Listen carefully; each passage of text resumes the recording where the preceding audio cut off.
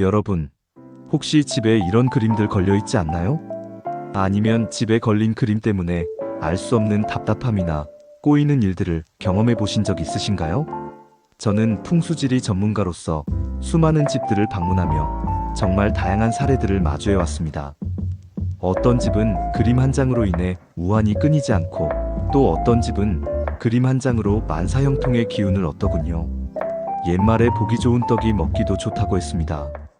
이 말은 비단 음식에만 해당하는 것이 아닙니다. 우리 눈에 보이는 모든 것은 우리의 기운에 영향을 미치죠. 특히 집안에 걸린 그림은 그 영향력이 상상 이상입니다. 잘못 걸린 그림 하나가 집안의 운을 몽땅 망칠 수 있다는 사실, 믿기지 않으시겠지만 제가 확신합니다. 단순히 장식적인 의미를 넘어 그림은 우리의 삶에 깊숙이 관여하며 기륭화복을 좌우하는 중요한 요소로 작용합니다. 오늘은 여러분의 집안을 망하게 만드는 그림 10가지와 절대 걸면 안 되는 위치를 명확하게 알려드리겠습니다. 지금부터 제가 말씀드리는 것들만 잘 피하셔도 여러분의 가정에는 늘 좋은 기운이 가득할 거예요. 병은 의원에게, 흉은 풍수에게라는 옛말처럼 미리 알고 대비하는 지혜를 발휘하시길 바랍니다. 자, 그럼 지금부터 저와 함께 집안 풍수를 해치는 그림들을 파헤쳐 봅시다. 첫 번째, 훼손된 그림이나 액자는 당장 치워야 합니다. 구슬이 서말이라도 꿰어야 보배라는 속담이 있죠? 아무리 가치 있는 그림이라도 액자가 깨지거나 그림이 찢어지고 심지어 먼지가 수북하게 쌓여 있다면 그건 더 이상 보배가 아니라 오히려 흉물입니다.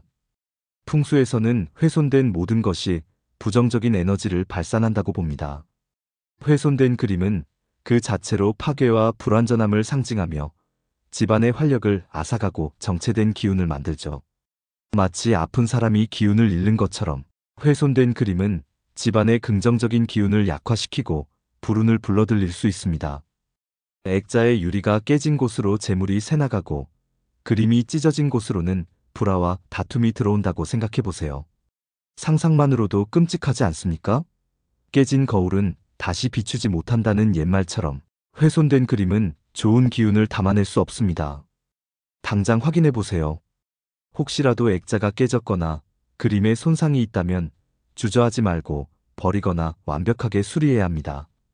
이는 집안의 기운을 정화하고 나쁜 에너지를 차단하는 가장 기본적인 단계이자 여러분 가정의 평화를 지키는 중요한 시작입니다. 두 번째, 방향에 맞지 않는 그림은 오히려 독이 됩니다. 아무리 좋은 약이라도 오남용하면 해롭다는 말처럼 그림도 제자리가 아니면 역효과를 냅니다. 풍수지리에서는 각 방위가 가진 고유한 오행의 기운이 있습니다. 예를 들어 북쪽은 수의 기운, 남쪽은 화의 기운, 동쪽은 목의 기운을 상징하죠. 그런데 북쪽에 물과 관련된 그림을 걸면 수의 기운이 너무 강해져서 오히려 집안의 화목을 해치고 침체된 분위기를 조성할 수 있습니다. 물이 너무 많으면 모든 것을 휩쓸어 버리듯 과도한 수 기운은 안정감을 해칩니다. 남쪽에 햇살 가득한 해변 그림은 화의 기운을 지나치게 증폭시켜 가족 간의 갈등과 불필요한 감정 소모를 유발할 수 있습니다. 불이 너무 강하면 모든 것을 태워버리듯 과도한 화 기운은 평화를 깨뜨립니다. 동쪽에 나무나 숲 그림을 걸면 목의 기운이 과해져 성장이 정체되거나 건강에 문제가 생길 수 있죠. 나무가 너무 우거지면 다른 생명체가 자라기 힘든 것처럼 과도한 목 기운은 균형을 잃게 합니다. 대신 남국의 바다 그림은 남쪽에 걸어 열정적인 기운을 푹 돋고 활기찬 분위기를 조성하며, 해가 뜨는 바다 그림은 동쪽에 걸어 새로운 시작과 희망의 기운을 불러오는 것이 훨씬 좋습니다. 그림의 의미와 방위의 기운이 조화를 이룰 때 비로소 긍정적인 에너지를 발산하게 됩니다. 적재적소라는 말이 괜히 있는 게 아닙니다. 이처럼 자연의 이치를 거스르지 않는 배치가 중요합니다. 세 번째, 인물화나 추상화는 신중하게 선택해야 합니다. 풍수에서는 보통 특정 인물화나 의미를 알 수 없는 추상화를 권장하지 않습니다. 왜냐하면 인물화는 그림 속 인물의 기운이 집에 직접적인 영향을 미친다고 보기 때문입니다. 만약 그림 속 인물의 표정이 어둡거나 슬프다면 그 기운이 집안 전체에 퍼져 우울하고 침체된 분위기를 조성할 수 있습니다. 죽은 사람의 초상화나 고통스러운 표정의 인물화는 더욱 좋지 않습니다. 이런 그림은 보는 이에게 알게 모르게 부정적인 감정을 주입하고 집안의 생기를 앗아갈 수 있습니다. 추상화는 그 의미가 불분명하여 보는 사람에 따라 해석이 달라지기 때문에 불확실하고 혼란스러운 기운을 집안에 들여오는 것과 같습니다. 모호한 것은 독이 될 수 있다는 평범한 진리가 여기서도 통하는 셈이죠. 불분명한 에너지는 집안의 안정감을 해치고 예측 불가능한 상황을 만들 수 있습니다. 그러나 예외는 있습니다. 어린 여자아이 그림은 동남쪽에 걸면 가족의 화목과 자녀의 성장에 긍정적인 영향을 주고, 남자아이 그림은 동쪽에 걸면 활동적인 기운을 불어넣어 줄 수 있습니다. 중요한 것은 그림의 내용이 밝고 긍정적인 기운을 담고 있어야 한다는 점입니다. 가족의 사진이나 행복한 순간을 담은 그림은 언제나 환영입니다. 혹시 집에 알 수 없는 의미의 추상화나 표정이 어두운 인물화가 걸려 있다면 지금 당장 바꿔야 할 때입니다. 마음이 편해야 몸도 편하다는 말처럼 그림은 우리에게 심리적인 안정감을 주어야 합니다. 네 번째, 좁은 공간의 복잡한 그림은 절대 피해야 합니다. 여백의 미라는 말이 있습니다. 그림을 포함한 모든 예술작품에서 여백은 중요한 의미를 가집니다. 동양화에서 여백은 단순한 빈 공간이 아니라 상상력을 자극하고 기운이 흐르는 통로가 됩니다. 좁은 벽면에 크고 복잡한 그림을 억지로 걸어두면 답답한 기운이 형성됩니다. 풍수에서는 기의 흐름이 매우 중요하다고 강조합니다. 복잡하고 빽빽한 그림으로 인해 벽면이 꽉 차 있으면 기의 순환이 원활하지 못하게 됩니다. 마치 길이 막히면 차가 정체되듯 기의 흐름이 막히면 집안의 운도 정체될 수밖에 없죠. 재물운이 들어오려 해도 막히고 좋은 기회가 찾아오려 해도 정체될 수 있습니다. 그림 주변에는 충분한 여백이 있어야 좋은 기운이 자유롭게 드나들 수 있습니다. 숨 쉴 틈 없는 삶은 고단하다는 말처럼 그림에도 숨통을 틔워주어야 합니다. 만약 좁은 공간에 큰 그림을 걸고 싶다면 차라리 심플하고 여백이 많은 그림을 선택하는 것이 현명합니다. 복잡한 그림은 넓은 공간에 여유롭게 배치할 때 그 진가를 발휘하며 보는 이에게 깊은 영감을 줄 수 있습니다. 공간의 여유와 그림의 조화가 집안의 기운을 살립니다. 다섯 번째, 지나치게 높은 곳에 걸린 그림은 우리 무의식에 좋지 않은 영향을 줍니다. 눈에서 멀어지면 마음에서도 멀어진다는 말이 있습니다. 이 말은 비단 사람 사이에만 적용되는 것이 아닙니다. 그림도 마찬가지입니다. 너무 높이 걸려 있어 눈에 잘 들어오지 않는 그림은 우리의 무의식에 이루어질 수 없다, 닿을 수 없는 것이라는 부정적인 메시지를 전달합니다. 우리가 꿈을 꾸고 목표를 설정할 때 항상 시야 안에 두어야 그것을 향해 나아갈 수 있듯이 그림 역시 우리의 눈높이에서 가장 편안하게 볼 수 있는 위치에 있어야 합니다. 그래야 그림이 가진 긍정적인 에너지를 온전히 흡수하고 그것이 우리 삶에 좋은 영향을 미치게 됩니다. 이상적인 높이는 그림의 중심이 우리의 눈높이와 비슷하거나 약간 높은 정도입니다. 너무 높게 걸린 그림은 집안의 기운을 억누르고 가족 구성원들이 스스로의 목표를 달성하기 어렵게 만들 수 있습니다. 마치 손이 닿지 않는 높은 곳의 열매를 바라보는 것처럼 성취감을 느끼기 어렵게 하죠. 지금 여러분의 집에 있는 그림들을 확인해 보세요. 혹시 고개를 한참 젖혀야 보이는 그림이 있다면 지금 당장 위치를 조정해야 합니다. 그림은 우리에게 영감을 주고 긍정적인 기운을 주어야 합니다. 손이 닿지 않을 정도로 높은 곳에 걸린 그림은 그런 역할을 할 수 없을 뿐더러 오히려 좌절감을 줄 수 있습니다. 100번 듣는 것이 한 번 보는 것만 못하다는 말처럼 눈에 잘 보이는 곳에 두어 자주 접함으로써 좋은 기운을 얻어야 합니다. 여섯 번째, 화장실이나 주방에 그림을 거는 것은 매우 좋지 않습니다. 물과 불은 상극이다라는 말을 우리는 잘 알고 있습니다. 이 두 기운이 강하게 충돌하는 곳에 그림을 두는 것은 풍수적으로 매우 불리합니다. 화장실은 습기가 많고 음의 기운이 강하며 불필요한 배설물이 처리되는 공간이라 풍수적으로는 좋지 않은 기운이 모이는 곳으로 간주됩니다. 이러한 곳에 그림을 걸면 그림이 가진 좋은 기운이 화장실에 음습하고 탁한 기운에 의해 상쇄되거나 오염될 수 있습니다. 주방은 불의 기운이 강하고 뜨거운 기운이 지배하며 기름때나 음식물 냄새가 발생하기 쉬운 공간입니다. 이러한 환경은 그림을 보존하기에 적합하지 않을 뿐더러 그림이 가진 좋은 기운마저도 상쇄시키거나 왜곡시킬 수 있습니다. 기름때나 연기로 인해 그림이 오염되면 그 자체가 흉물이 됩니다. 옛 선조들은 물과 불의 조화를 중요시했습니다. 그림은 생기 있는 기운을 불어넣는 도구인데 물과 불의 기운이 강한 곳에 놓으면 오히려 그림 자체가 흉물로 변하거나 그 좋은 에너지가 제대로 발현되지 못하게 됩니다. 하늘의 이치에 순응하라는 말처럼 공간의 특성을 거스르는 배치는 피해야 합니다. 화장실이나 주방은 실용적인 공간으로 유지하고 그림은 거실이나 침실처럼 편안하고 안정된 공간, 기운의 흐름이 좋은 곳에 두는 것이 현명합니다. 그래야 그림이 가진 긍정적인 기운이 집안 전체에 잘 퍼질 수 있습니다. 7번째, 지나치게 어둡거나 음침한 분위기의 그림은 절대 금물입니다. 마음 가는 곳에 돈이 간다는 말이 있습니다. 우리의 마음이 어두우면 모든 일이 잘 풀리지 않듯 집안의 분위기를 어둡게 만드는 그림은 결코 좋은 영향을 주지 않습니다.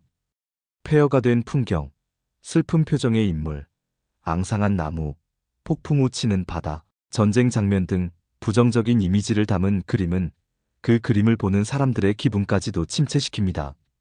이는 무의식적으로 우리에게 불안감과 우울감을 심어주어 집안 전체의 활력을 떨어뜨리고 가족 구성원들의 심리에 부정적인 영향을 미칠 수 있습니다.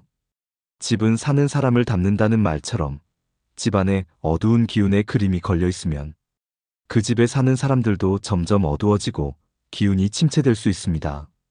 좋은 그림은 사람의 마음을 밝게 하고 희망을 주어야 합니다.